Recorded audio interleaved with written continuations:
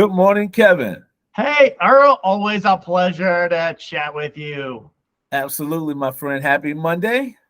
Happy Monday. Yeah, this weather's definitely changed, right? A lot cooler Oh, here today. I am loving it. Football's going on the weekends, and I'm not an avid, raving football fan, but I'm telling you, we just put it on, and it just makes it feel like fall. It does. It does. I love this time of the year. It's one of my favorites. Absolutely. So, what's going on in the real estate market? Well, man, it's a couple of surveys and things that have been released, one of which is the top reasons people are selling right now. And this survey was conducted by Redfin. And I'm just going to share a couple of points from it. One of the top reasons, 33.8%, was because, as usual, people want more space, and, we see that from time to time as families grow, as people, move to different areas and do different things. More space is definitely needed. Second, 22.6 was to be closer or nearer to family. And yourself, like you say, not being a Virginia native, and me even being a Virginia native, but not coastal Virginia native, being close to family is always a good thing. You tend to have more help and tend to, be able to attend more family functions and, just do better things overall. You can have help taking care of your kids or be closer to parents when they need help as they age. Right. Absolutely. All very, very positive things. It just helps the family dynamic overall.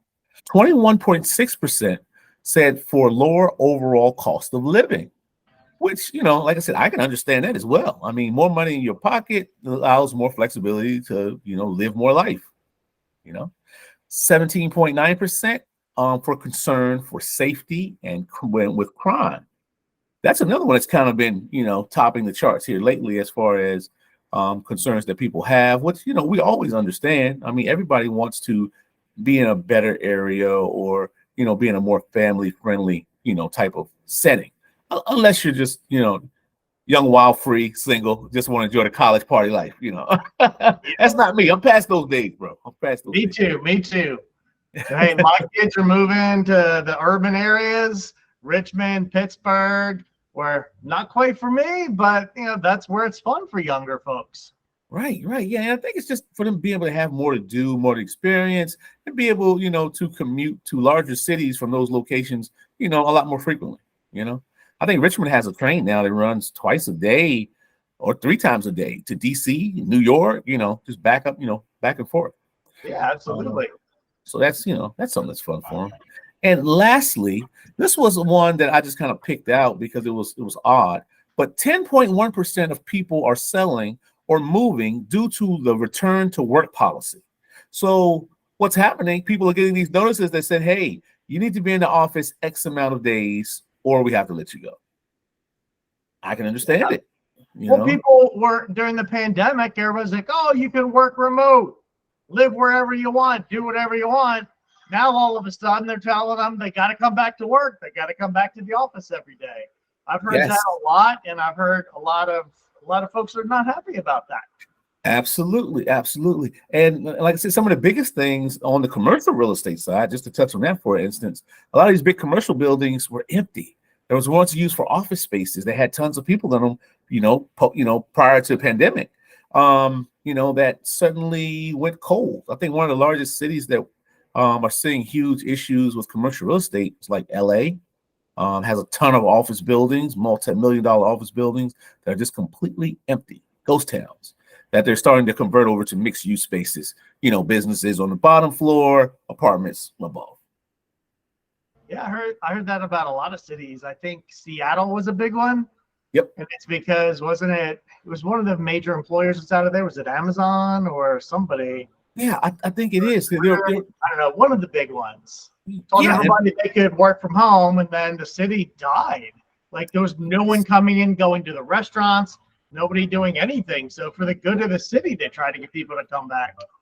Yeah, no, you're absolutely right. I've even seen some places where they were like offering these huge incentives just to get people to move into the areas, like crazy incentives. So that kind of wraps up, the top reason, people are selling.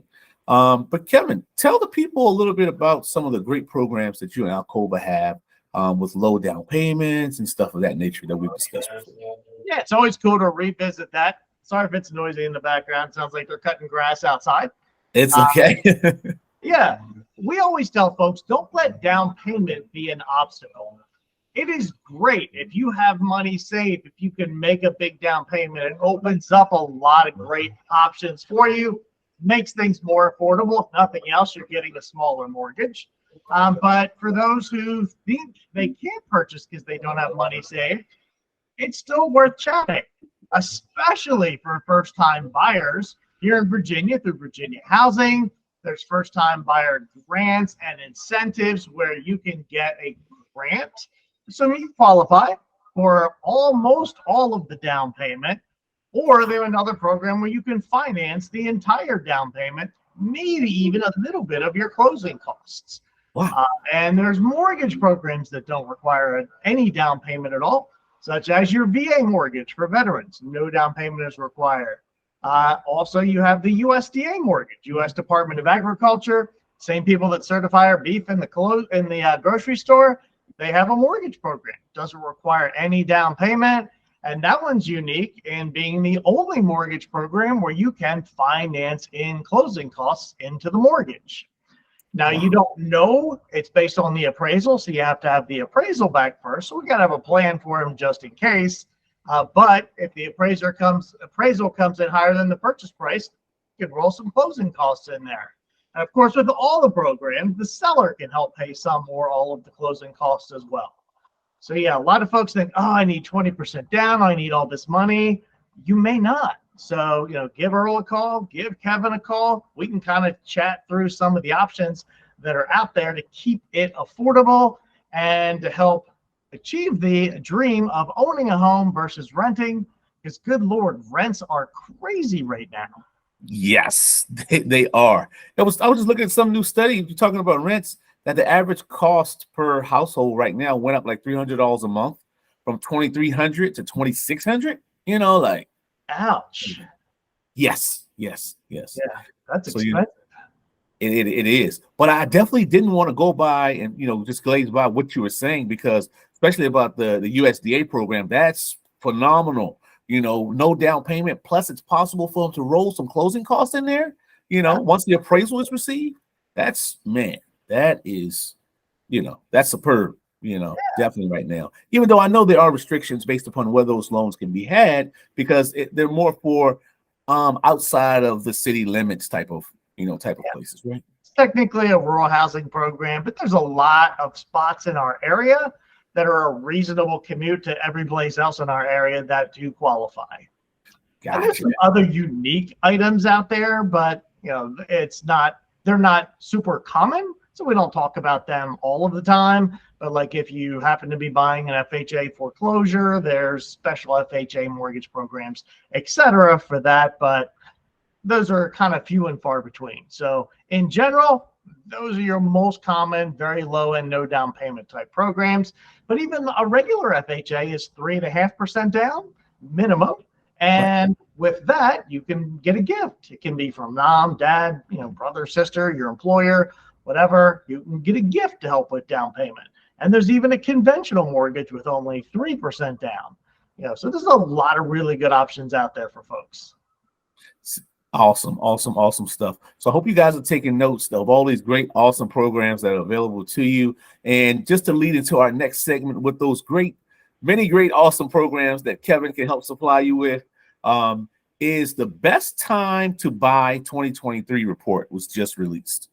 So the best time to buy, Kevin, for 2023, according to Realtor.com, it's going to be the week of October 1st through October 7th. And they listed several reasons, why this was the best time to buy. One of those reasons was savings on home prices. Historically, 5.5% of homes see a price drop of around 3.3% during this time of the year. I keep my ear pretty close to the street of real estate all times, and that was a new piece of information for me, even though I know, typically, with inventory increasing and things of that nature, the more homes you have, prices tend to, dip just slightly. But, still overall, a good investment. Another selection or reason they said the 1st through the 7th was the best time to buy for 2023, more homes to choose from.